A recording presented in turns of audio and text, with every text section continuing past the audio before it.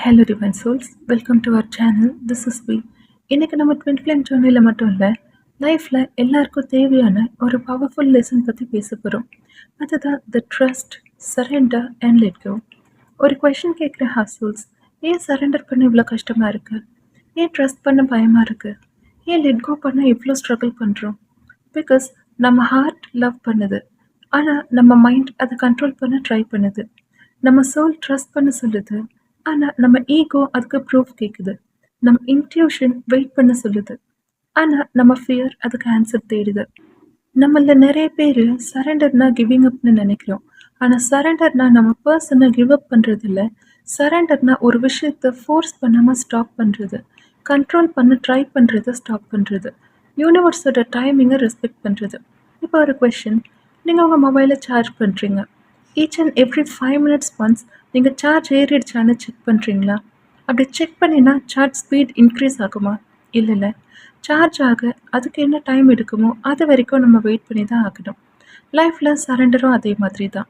நம்ம ஒரு application submit பண்ணுறோம், ரெஸ்யூமே அனுப்புகிறோம், இன்டர்வியூ அட்டென்ட் பண்ணுறோம்.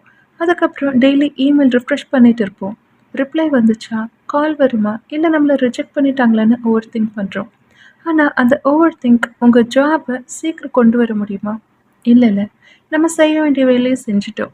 இப்போ சரண்டர் பண்ண வேண்டியது தான் முக்கியம்.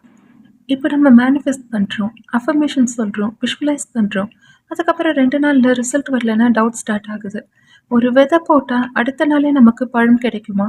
ஒரு மரம் வளர அதுக்குண்டான டைம் தானே எடுக்கும். அதுவே அந்த மரத்தில் ஃப்ரூட்ஸ் வந்ததுக்கப்புறம் அந்த வெயிட்டிங் பீரியட் நமக்கு வர்த்தாக தெரியும். யூனிவர்ஸும் சில பிளெஸிங்ஸை ப்ரிப்பேர் பண்ண டைம் எடுக்கும். இப்போது ட்ரஸ்ட்னா என்ன? ட்ரஸ்ட்னா அவுட்கம் தெரியாமல் இருந்தாலும் நம்ம மூவ் ஃபார்வர்ட் பண்ணுறது தான். ட்ரஸ்ட்னா இப்போ புரியாத விஷயம் கூட ஒரு ரீசனுக்காக நடக்குதுன்னு அதை நம்பணும். நம்ம ஆன்லைன் ஆர்டர் பண்ணுறோம், அதை ட்ராக் பண்ணுறோம். ஆர்டர் ப்ளேஸ் பண்ணிவிட்டு வேர் ஹவுஸ்க்கு போய் பார்சல் புல் பண்ணிட்டு வர முடியுமா? ட்ராக்கிங் பார்த்து தான் நம்ம ட்ரஸ்ட் பண்ணுறோம். அதே மாதிரி நம்ம ப்ரேயர்ஸ்க்கும் ட்ராக்கிங் இருக்குது. ஆனால் அதை நம்ம கண்களால் பார்க்க முடியாது. பட் யூனிவர்ஸ் பேக்ரவுண்டில் வேலை பண்ணிட்டு தான் இருக்கும். ஒரு குழந்தை நடக்க கற்றுக்கும் போது இமிடியேட்டாக அதால் ஓட முடியுமா? ஃபர்ஸ்ட் அது தவழ ஆரம்பிக்கும், அப்புறம் மெதுவாக எழுந்து நிற்கும், அப்புறம் ஸ்லோவாக நடக்க பழகும். ஆனால் அந்த பேபியோட ட்ரஸ்ட் அங்கே ஸ்டாப் ஆகுமா? நான் இன்னைக்கு ஓடலை, ஸோ நான் ஃபெயில் ஆகிட்டேன்னு நினைக்குமா? அகைன் அது ட்ரை பண்ணும், எழுந்து நிற்கும், மூவ் பண்ண ட்ரை பண்ணும். அதுதான் ட்ரஸ்ட். நீங்கள் ஒரு சின்ன செடி வச்சுருக்கீங்க, இமேஜின் பண்ணுங்கள். டெய்லி அதை மண்ணிலிருந்து எடுத்து நீங்கள் அதை ரூட் வளர்ந்துச்சான்னு செக் பண்ணிகிட்டே இருந்தால் அந்த பிளான்ட்டுக்கு என்ன ஆகும்? க்ரோத்க்கு பேஷன்ஸ் வேணும். நம்ம ட்ரீம்ஸும் அதே மாதிரி தான். டெய்லி டவுட் பண்ணி தோண்டி பார்த்தா அங்கே க்ரோத் டிஸ்டர்ப் ஆகும். நிறைய பேர் லெட் கோனா நம்ம பர்சனை மறக்கிறதுன்னு நினைக்கிறோம்.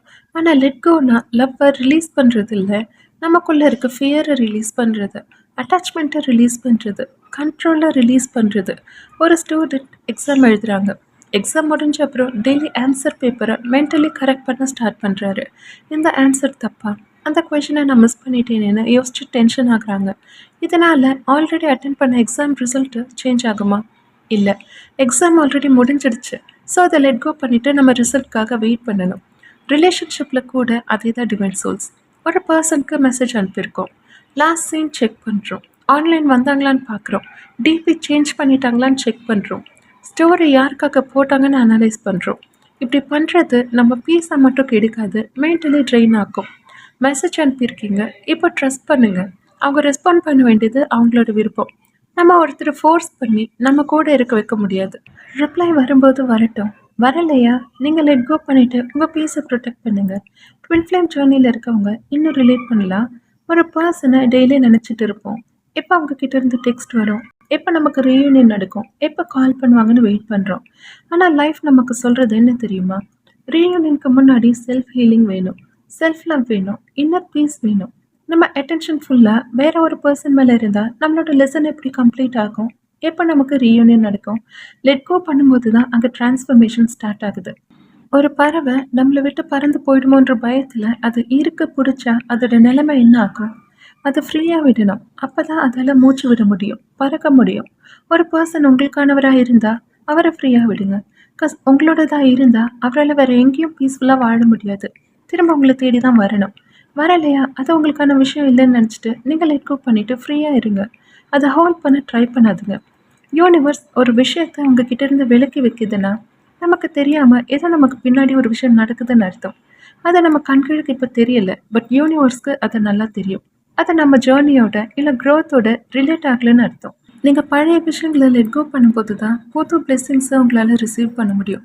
So remember how souls. Every seed grows in silence. Every prayer works in silence. Every miracle forms in silence.